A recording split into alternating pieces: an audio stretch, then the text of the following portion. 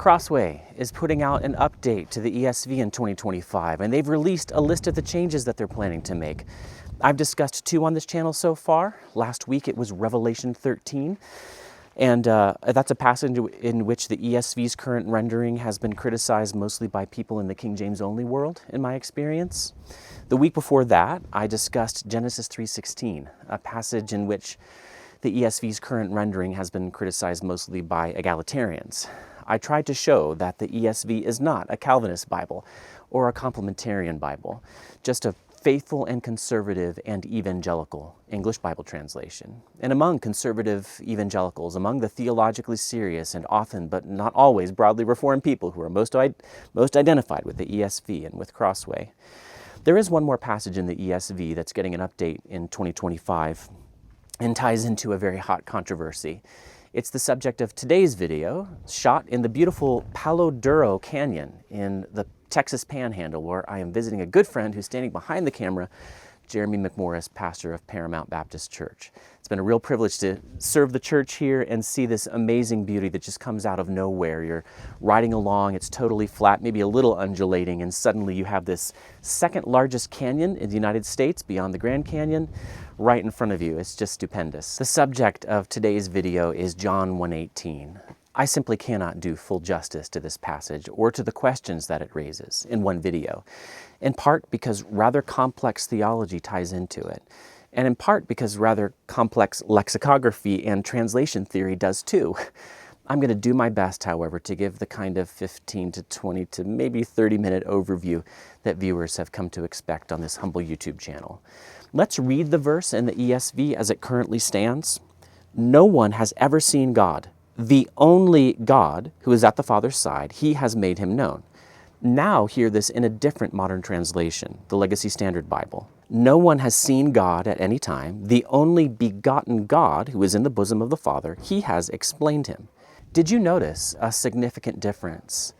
One of the biggest points that I'd like to make in this video is actually that you need to have some technical knowledge of theology and probably some investment in recent academic debates among evangelicals to even notice this difference, or certainly to understand why it might be significant enough to be part of some hot disputes among theologically similar conservatives. That difference is, of course, the word begotten. But in order to understand the full scope of the dispute surrounding this passage and this word, we need to read it in the King James Version. Here's the King James. No man hath seen God at any time. The only begotten Son, which is in the bosom of the Father, he hath declared him. There are actually two significant issues to tackle here. The King James only world charges John 1:18 in the current ESV with heresy for sticking with the critical text reading here, the only God rather than only Son. But a careful examination of the 2025 ESV suggests to me, and to others that I trust, that the ESV translators were not actually thinking of this particular dispute. That is, they weren't changing their minds about their base Greek text. They're still using the Nestle Aland as they said they would. So we're going to set King James onlyism's concerns completely aside, something I've really enjoyed doing on this channel for about 2 months now. Waking up every morning knowing that I don't have to talk about King James onlyism, despite my love for these folks, has meant a genuine spiritual weight lifted off my shoulders. I will talk about it again a little bit when my next books come out, which I promised, but I'm very much enjoying my break. Now, the second significant issue in John 1:18, the really hot one among conservatives, has to do with the word that appears in the Legacy Standard Bible and in the King James, but not in the old ESV or the new one. It's the word begotten. Here's the new 2025 ESV at John 1:18. No one has ever seen God, God the only Son, who is at the Father's side. He has made him known. There's no begotten here, or is there? I got sick after that first segment and I couldn't finish filming in Texas. I'm back in the Pacific Northwest, though I do still have this nice knife that I was given in Texas by my friend Jeremy McMorris. We're going to take a really long break here before coming back to the question I just raised, because I need to review the EFS controversy that overtook conservative evangelicalism around 2016 and hasn't completely died down. This is very complex. It's going to take me a good while, a lot of pacing. EFS stands for Eternal Functional Subordination, and I'll try to help you understand EFS if this terminology is new to you. After my best explanation, we'll connect back to John 1:18 in the 2025 ESV. I'll never forget listening to a favorite podcast of mine and being shocked shocked to hear the host pretty much denouncing other evangelical theologians over EFS, theologians who I was pretty sure are still in their tribe. I don't want to give their names. I love and trust those hosts. I think they probably should have been a bit more gentle, but I tried to take humble note of the fact that these smart men clearly believed that something massive was at stake in the EFS debate. I'm not so much a theologian as an exegete, a Bible interpreter. Now, we're all theologians, of course, but people who are deep into theology are adept at knowing the history of given theological disputes, and therefore are careful to hedge and couch and frame, no pun intended, their statements of their doctrinal viewpoints. We need theologians, absolutely. One of my best friends is a theologian and a capable exegete, by the way. Ideally, theologians would be exegetes, and exegetes would be theologians. In reality, people's gifts and interests tend to lean them one way or the other. As an exegete, I sometimes kind of fear to tread into the area of Trinitarian theology, both because the stakes are massively high once you enter into this central Christian doctrine, and because, frankly, the gatekeepers are pretty fierce. Most of the time, I think they need to be fierce, but sometimes I think they could do a little better to remember that most of us are but dust, that we're just trying to do right, and we sometimes get confused with arcane distinctions regarding a thing, the Trinity, that literally no human fully understands, not really. The best we can do is repeat the things that God said about the Trinity, make the minimum necessary logical inferences, like the word Trinity, of these Bible statements, and try not to say more. Evangelicals of my stripe have been recovering Nicene orthodoxy, rediscovering the important connections that we bear to the Trinitarian views that were hammered out in the early church, codified in the Nicene Creed. Kevin DeYoung has a fantastic book about this that I edited while I was at Crossway. The controversy, as best I can understand and explain it, arose when some evangelical theologians started doing two things. They started saying that the Son was eternally, functionally subordinated to the Father, and they started making some kind of connection between that EFS and gender roles within marriage. The Son clearly was subordinate to the Father while he was on earth. He said so in unmistakable terms over and over again. For example, "Truly, truly, I say to you, the Son can do nothing of his own accord, but only what he sees the Father doing. For whatever the Father does, the Son does likewise." The question is why the Son submits to the Father and not the other way around. And this question got mixed up with gender roles of all things. The argument went, just as the Son is fully equal to the Father and yet was subordinate to him, so a wife can be equally as valuable as her husband, equally made in the image of God along with him, and yet take a subordinate role in marriage. She can submit to her husband as the Son eternally submitted to the Father. Complementarian theologian Bruce Ware wrote, "Would it not make sense that the authority submission structures in marriage and in church leadership are meant to be reflections of the authority and submission in the relations of the persons of the Godhead?" The difficulty here is that any subordination that's eternal sure seems like it risks making the Son a lesser being than the Father, and thereby undercutting his full and equal divinity. For in him the whole fullness of deity dwells bodily. That's Colossians 2:9. Nicene orthodoxy is widely, and I think rightly, perceived as making such a view impossible, outside the bounds of orthodoxy, on a foundational doctrine of the Christian faith. And another difficulty, is wifely submission truly akin to the Son's submission to the Father? I don't know of any wife who could say, "Whatever my husband does, that I do likewise." Being a YouTuber is a hard job, and I just got interrupted by a friendly conversation with the man who mixed Spanish and English in the most remarkable way that I've ever heard. Yeah, he told me he is a católico, and he said, "Católicos y protestantes son lo mismo." He said they're all the same. I did dispute that just a little bit with some questions. No, I'm doing a YouTube video. Yep. Yep. ¿Por el stay o por yourself? Por mí mismo. Sí. Tengo un canal, sí, se llama en YouTube. Sí, estoy un maestro de la Biblia. I think I've picked too busy of a spot, but I've just got to continue. Complementarians definitely left themselves open for question when major figures in their world, especially Bruce Ware and Wayne Grudem, spoke of an eternal functional subordination in the Godhead, and then drew a parallel to the marriage relationship. But the way some people talked, it was like male complementarian theologians were messing with the Trinity in order to keep their wives in line. Egalitarians, some of them, were especially gleeful in making this argument. But the EFS debate was actually primarily an internal debate. Complementarians versus complementarians. There are blow-by-blows that you can find online if you want to dig deeper. The upshot of this controversy is that a few major complementarian theologians did a little backtracking away from EFS. And if I might make an observation, a view called classical theism gained momentum, strength, and prominence. Classical theists are evangelicals who want to make sure that we remain doctrinally in line with early creeds like Nicaea. There's far more to it, but those are issues you can tackle on your own. I will, with all the humility that I can, because I confess to feeling out of my depth, I will very briefly offer my own opinion in 2 points. First, I'm a little nervous about pendulum swings, and when I hear some evangelical classical theists talk, I hear them so emphasizing Thomas Aquinas, Aristotle, and Nicaea that I keep wondering where the Bible is. My friend Wyatt Graham, whose YouTube channel you should check out, recently wrote a great article for the Logos blog on the impassibility of God, in which he was careful not to let the pendulum swing too far this way. I really appreciated this. It held together two things that I think some classical theists allow to fall apart. God is impassible, and yet he does truly love. God is not able to be made to feel how he doesn't want to feel. That's how I've always understood impassibility following J.I. Packer. God is unchanging and therefore constant. He's the same yesterday, today, and forever.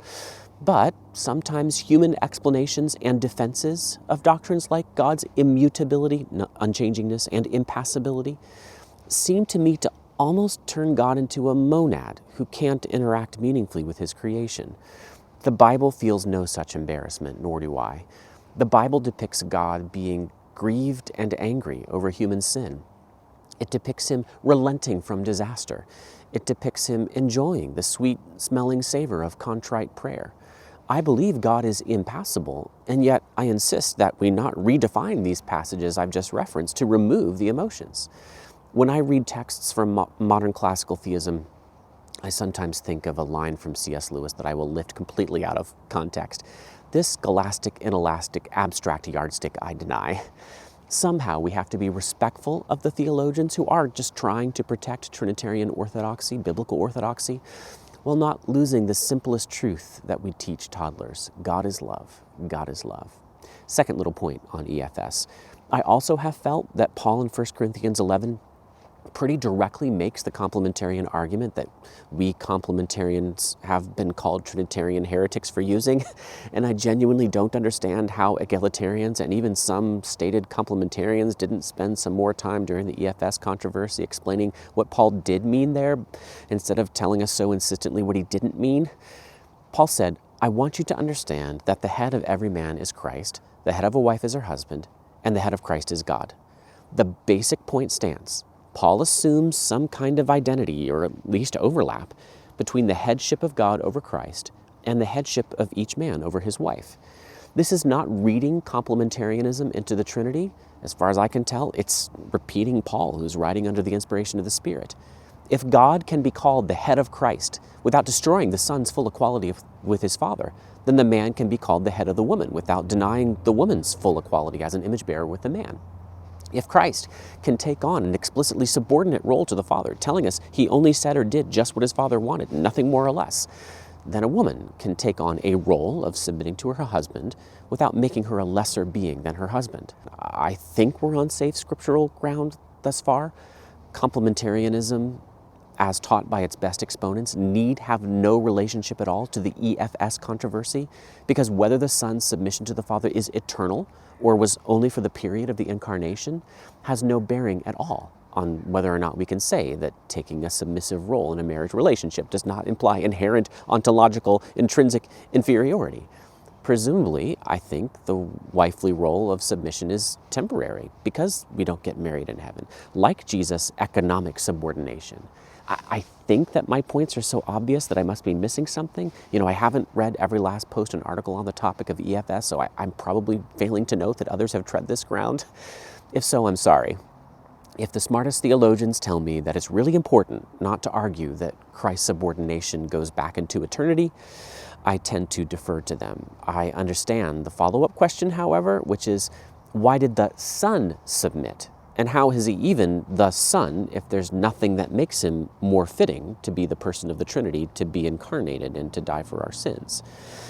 And I understand the further follow-up question, how different really is EFS from eternal generation? But I accept the answer I believe I've been given by smarter people, even if it comes perilously close to, you don't know what you're talking about. I'm an exegete, not a theologian. I magnify their office, and I am not kidding or mocking. That is truly where I'm at. I'm choosing to defer to what I take to be a long tradition of intelligent Christian people. I said this was complex, and it's touchy. I've entered this discussion of EFS and gender roles, though, in order to set it aside. This maelstrom of factors and personalities has whipped up feeling around the translation of Trinitarian language in the New Testament. But I hope to show why we can all calm down about John 1:18 in the 2025 ESV. There's no way to segue here. I just have to try a dead stop and a layup like Luka Doncic in those remarkable plays he's been making for the Lakers recently. If you want to be a responsible exegete of John 1:18 or Ephesians 5 or 1 Corinthians 11, passages I brought up, you're going to need exegetical tools, translations, lexicons, grammars, commentaries. And though I find that reading books cover to cover is best done in paper or on e-ink devices, which you can do in Logos now, by the way, I have found for a long time that reference works like the ones I just listed are best referenced digitally. In Logos, I can whip around so fast in these standard resources that I just cannot go back to paper. And I will never use Kindle for these things, not for reference works where I read just a bit at a time. It's too cumbersome. I want you to have Logos. And if you want to do Bible study the way I do it and try Logos for free for up to 60 days, then visit logos.com/wordonwords or click the link in the description and you'll get an exclusive, extended free trial of Logos and help support my channel at the same time. That's logos.com/wordonwords. Okay, can we get back to John 1:18 now? The very, very strong feelings that naturally and rightly attend the Trinity and gender roles have, I fear, made it difficult for people, even complementarians, to allow proper translation liberty in John 1:18 and similar passages. My default mode, my standard posture, one I've developed over years and years, after years and years of examination of so many scriptural texts, is that evangelical Bible translators are not dummies. You ought to assume that they have defensible, rational reasons for their choices, even though they will be the first to tell you that they are not perfect and all too human. So it is with John 1:18. Though I admit, I was initially surprised by the John 1:18 rendering in the new ESV, and I probably would have counseled retreat to the safety of another tradition, given the role I think the ESV can and ought to play in the English-speaking church. It took me a minute to figure out what the ESV translators were doing, and I'm grateful that I came to a conclusion that coheres with their own words. I came to that conclusion before I read their explanation, for what it's worth, but I will read their explanation now, and I'll discuss it a bit as I go on. They said in their official announcement, another notable update appears in John 1:18. The only God has been updated to God the only Son, with God corresponding to theos, the Greek word, and only Son to Monogenes, as in John 1:14. The reason they had to say this is that if you ask most people who've learned Greek what the word monogenes means, they'll usually say either only or only begotten. To see son was initially confusing for me and for some friends of mine, because son is its own word in Greek, a different word entirely. It seemed again like the ESV translators were adopting the textual variant found in the Textus Receptus that reads Son, the only begotten Son, or the only Son. But they weren't doing that. Why did they do this then? They explain. This translation incorporates the concept of descent, which is an implication of monogenes in context, and maintains concordance with the other occurrences of monogenes in the New Testament. The idea of sonship is evoked by monogenes in the context of John 1:18 and John 1:14. This is very important. Hear what they're saying. The key point that people like Lee Irons have made against rendering monogenes with just the word only, he prefers only begotten, is that the etymology of monogenes is not genos or kind, but genao or begetting. Some idea of generation, of a father producing a son, then, is almost certainly included in monogenes. For a long time, the ESV was criticized for not including this idea, and it still doesn't. In John 3:16 and John 3:18, God so loved the world that he gave his only son. Those verses still translate monogenes with only and not only begotten. But those verses also include the word son in Greek right after monogenes. One person who weighed in on John 1:18 recently pointed out to me that the ESV translators were probably treating monogenes in John 1:18 as something of a technical term, as being by itself a title for the Son, the only or the only Son. If there's any gospel where that's possible in the New Testament, obviously, I'd say it's John. It's generally considered to be later than the Synoptics, and John 1 is the chapter where this kind of technical use of monogenes might actually be expected. The ESV announcement goes on, the rendering only Son for monogenes in several ancient translations of the New Testament, for Luke 7:12, 8:42, and Hebrews 11:17, indicates the propriety of a similar rendering in the verses referring to the Son of God. Now, boy, is this complex. Luke 7:12 and 8:42 that they mention are passages in which monogenes refers to an only son and an only daughter of an unnamed woman and of Jairus, respectively. But in those cases, monogenes modifies Greek words for son and daughter.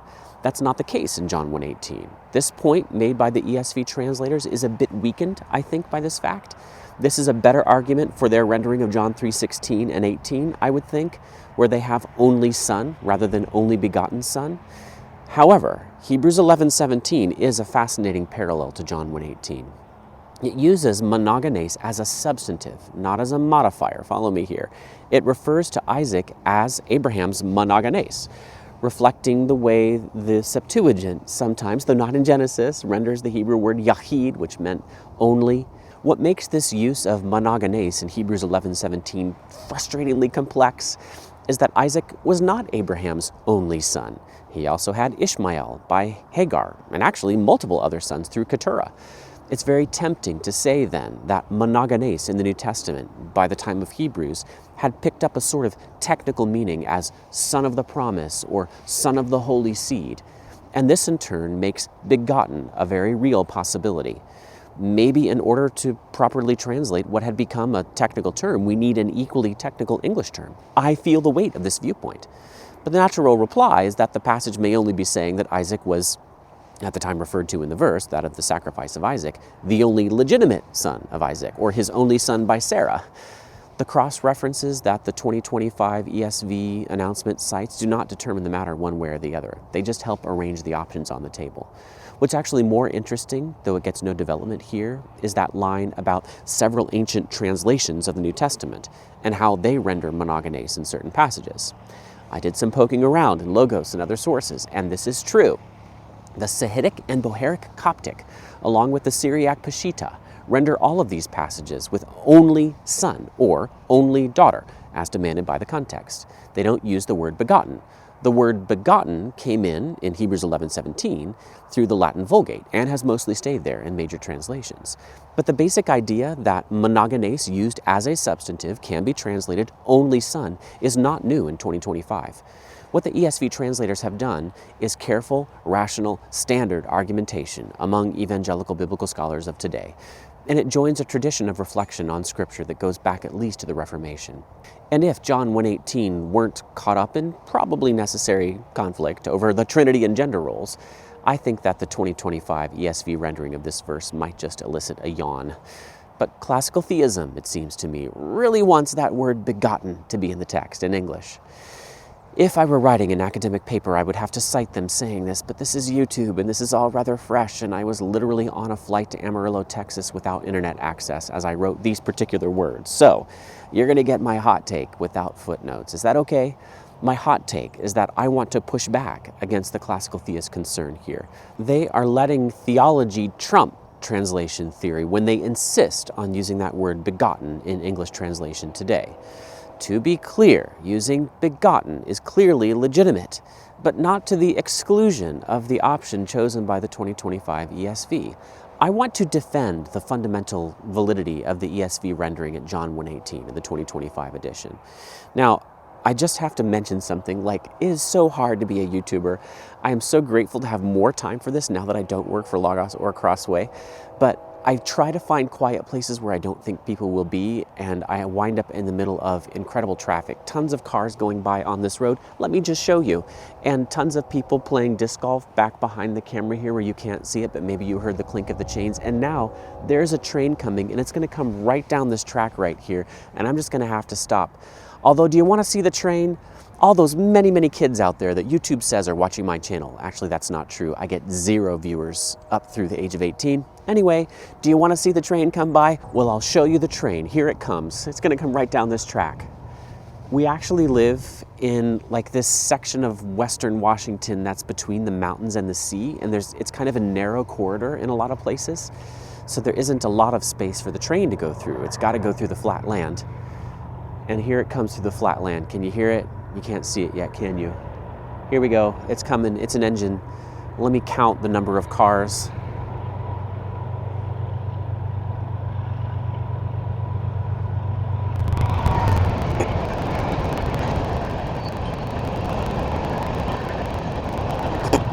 Wow, I counted 130 cars and 3 engines in the front and 3 engines in the back. There they go, and I had to wait for every single one of them, and now you're going to have to wait a little longer too.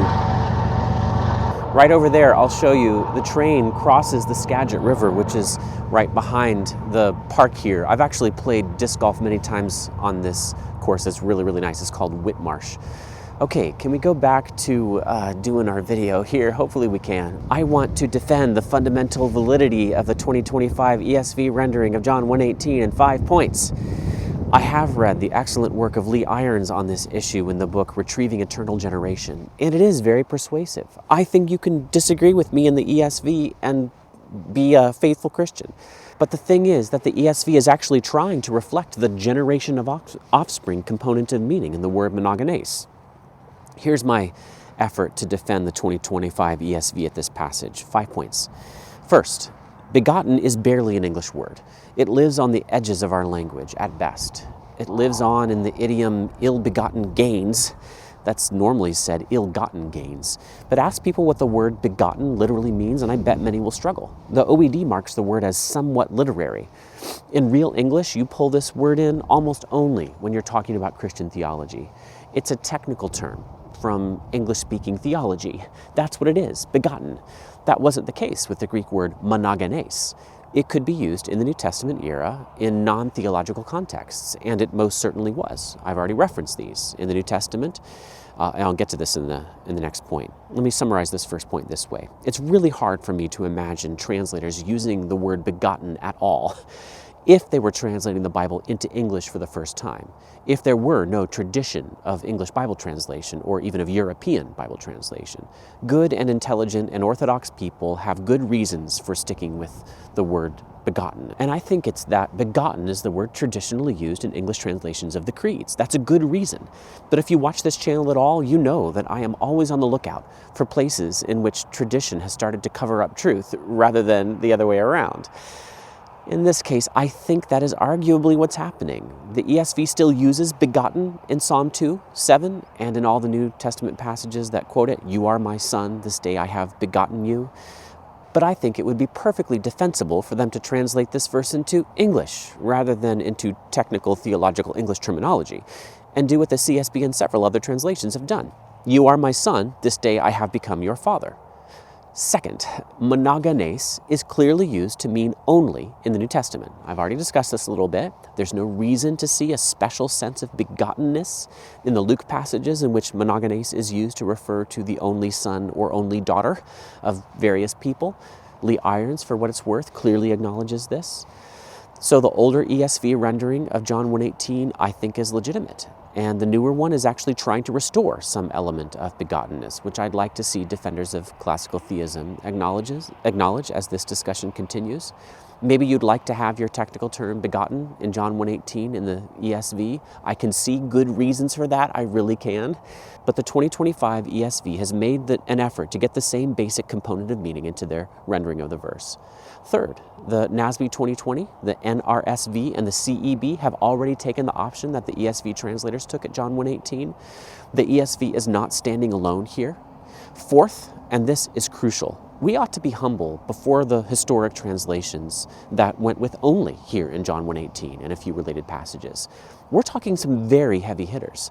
The 2025 ESV is not out on its own.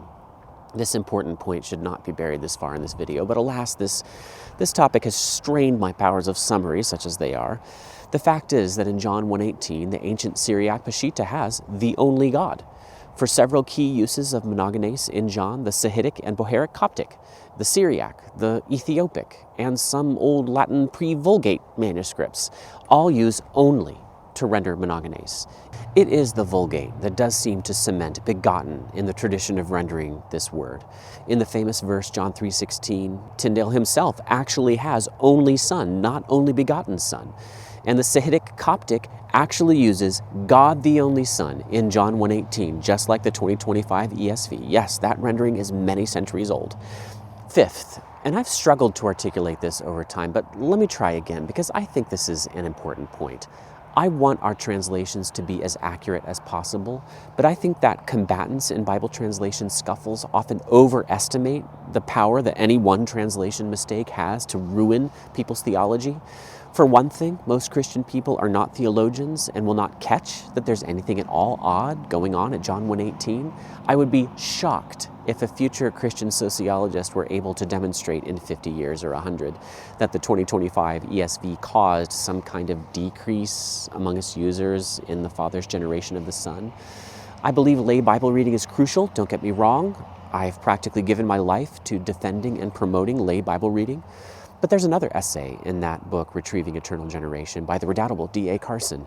And he makes the excellent point that even if someone holds that, on balance of probabilities, monogenes in John means only begotten, one must recognize that the expression itself is an exceedingly weak reed to support the eternal generation of the Son. It needs the support of John 5:26 and other passages. The doctrine of eternal generation does not stand or fall on one Greek word, or certainly on one English translation of one Greek word. Carson adds, if it were decided that monogenes in its Johannine occurrences is best rendered by one and only or the like, it would not rule out the generation of the Son.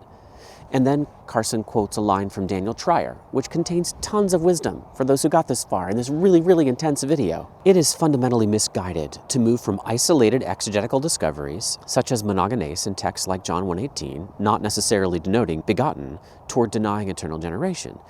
And this truth has to go back the other direction. You can translate this verse without the word begotten and not be guilty of denying or even undermining the doctrine of the eternal generation of the Son. Though the King James and Latin Vulgate loom large in our minds because of our specific cultural heritage in the European West, it's very rare that one translation comes to dominate and sideline all others, magnifying the power of its errors. No, we have multiple translations in the evangelical church, and not just in English. And we have tons of theologians and exegetes who aren't beholden to the translations anyway, who instead take discussions of the Trinity to the final court of appeal, the Hebrew and the Greek. And there's a footnote in the ESV pointing the good readers who can process such things on to further information about this controversy. I'm pleading for peace here. I join D.A. Carson in saying that the new consensus among a lot of evangelical theologians I respect, the consistent citation of Lee Iron's quality essay, needs continued evaluation. Carson said, the recent work of Irons is important and thought-provoking and may in time change some default assumptions about the meaning of monogenes. But like all groundbreaking work, it needs further testing. Phew, I think we're just about done. Let us hear my conclusion of the matter. I'm going to surprise some viewers because I would not have voted for the 2025 ESV solution at John 1:18. My argument in this lengthy and complex video is that that option is valid. It's within the evangelical Overton window, not that it is the one right translation. Personally, on balance, I find the previous ESV rendering to fit my expectation best for how to turn the Greek into English. I like the rendering, the only God. John did not write with a grammar in hand. Some of our judgments have to be made after years of exposure to Koine Greek and not by rigid reference to rules. My gut feeling as someone with that exposure is that word order in John 1:18 does lean me toward viewing monogenes as an adjective modifying God. I'm fine with the only begotten God too, however, though I don't quite prefer it. It's attractive because it fits a bit better in a sentence which already referred to God. And indeed, I've read the only begotten God much of my life as a striking way to refer to the deity of the Son. All major options are orthodox. All orthodox options are legitimate. My point here then is not to argue for my viewpoint, but for the validity of a small list of careful viewpoints and liberty to take any one of them. I've just been reading Augustine's classic text on hermeneutics, De Doctrina Christiana. The modern translation I'm reading is excellent. It's stimulating and interesting, and nothing we're dealing with here is new. I believe that the situation we're dealing with here in John 1:18 is something Augustine would have recognized as having multiple legitimate options that are consistent with the rule of faith, the overall teaching of Scripture. This video has been hard to make. I've rarely been so frustrated writing a script because the complexities just wanted to explode out of the worm can. What this all really calls for is a full academic paper, and I just don't have time for that kind of work while doing all the other work that I'm doing to provide for my family right now. Maybe I will be able to clear out time later this year for such a paper. And if you want me to, I'll tell you what you can do. You can sign up to support me at the courses level on YouTube or Patreon. I just had a conversation with my wife last night about this. It appears the Lord is blessing my church web design and hosting work, and I plan to keep it going, but I do not want to let it fill all my time, even if doing so is better for my family finances. I trained hard for a long time to be a Bible teacher. I love the Bible, and I feel I have an important message to share with the church. Namely, that we have an embarrassment of riches in English Bible translation. If you like that message and you want to see me have time to deliver it, support my work by giving me church web design and hosting work, also logos, or indeed by signing up for those courses at YouTube or Patreon. This video ended up going on a good bit longer than I expected, so in a fourth video in this series, I want to talk about lessons we can all learn from what happens when major evangelical English Bible translations announce an update.